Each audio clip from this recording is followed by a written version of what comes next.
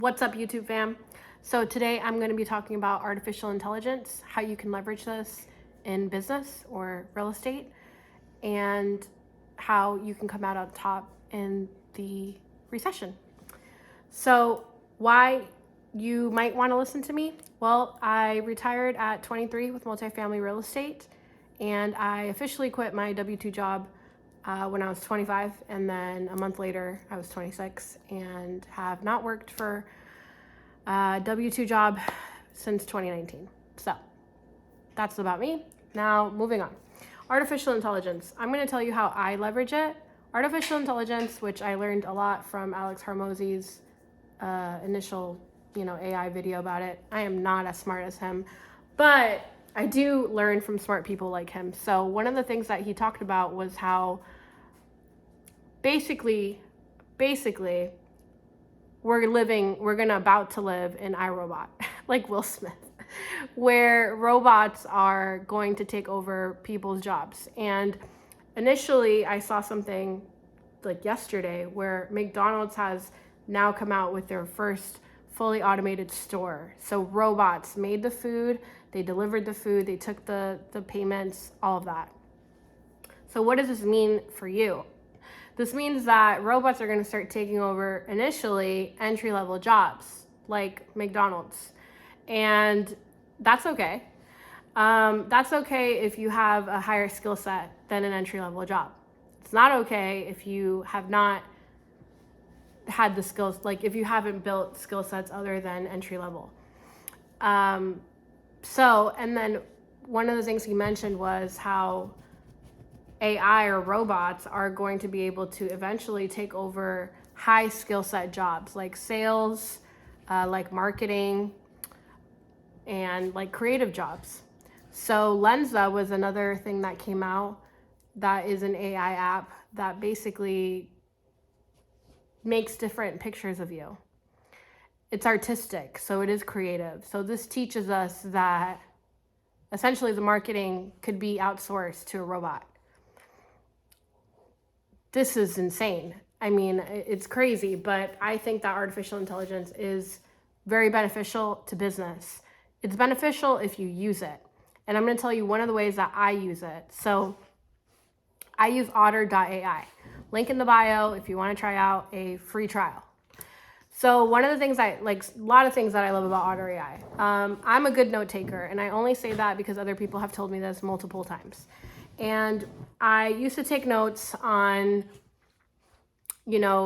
things that I was learning, and I am a part of a community, Sub 2, which if you want to join, another link in the bio where you can get like $400 off or something like that. So I used to take these notes when I first joined, and I would share it with everyone in the community, and people love that because I think people learn similarly. So I am a visual learner, and I like taking notes because I like going back to the notes that I took and not having to rewatch something that, is more based for audio learners, right?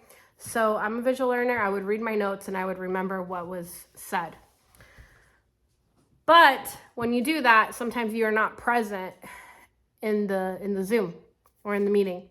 So otter.ai allows me to be present in all these virtual meetings that I have because it takes notes of everything that is said, which is what I used to do. It also gives an overview of the things that were spoken about, kind of like a table of contents for a book. So you can just click the button and it'll take you to that part of the conversation where you spoke about something specific. So that's amazing. Another thing I love about it is that if I use this, I leveraged otter.ai for sales calls. It's one of the things I use it for.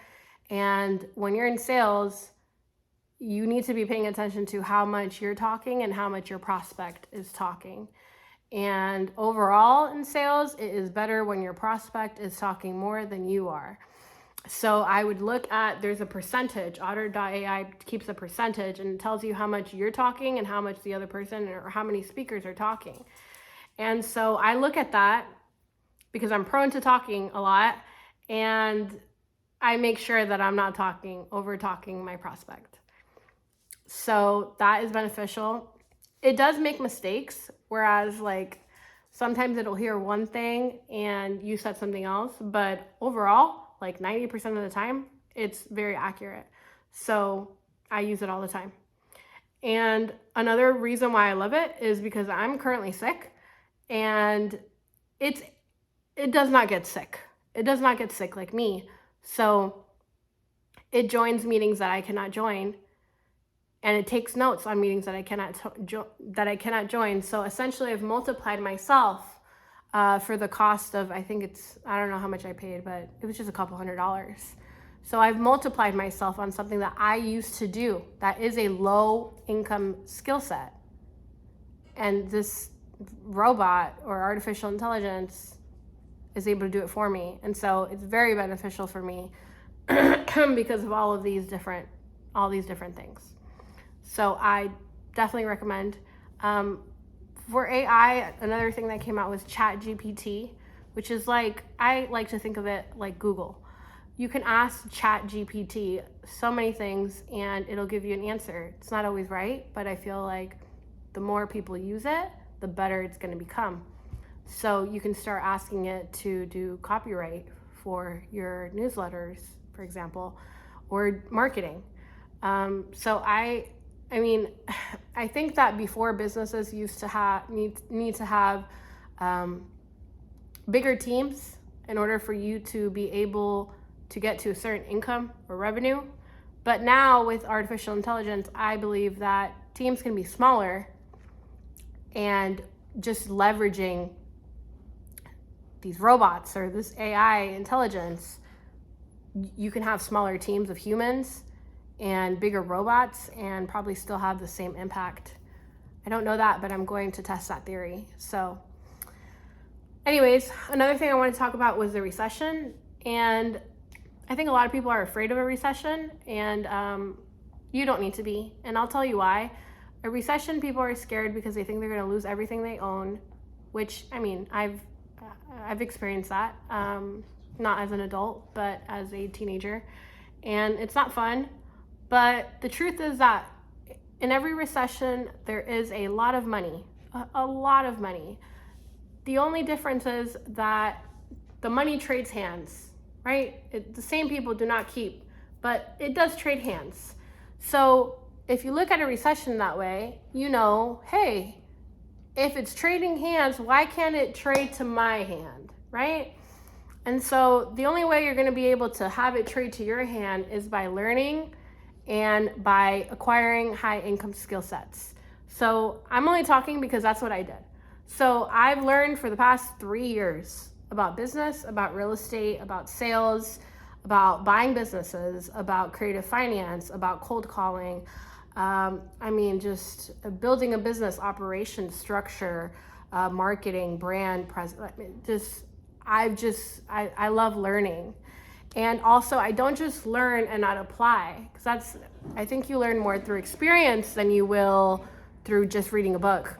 So I have tried almost everything that I have learned. And some things I have thoroughly failed at, and other things I have been successful at. And that's a part of life. I mean, I'm happy to continue learning through my experience. So I say all this because if you focus on faith, right, and not fear in this recession, you can come out on top. If you focus on building skill sets and learning high income skill sets and actually doing them, not just learning about it, not just being in the theory, but actually applying it, you can be one of the people that the hand is traded and you become wealthy in this recession. And that is what I hope that you do, because that's exactly what I'm going to do. So hopefully you learned something from this. If you liked it, then please subscribe, and I will continue doing videos like this just to basically talk about my journey, and hopefully it helps you in some way, shape, or fashion.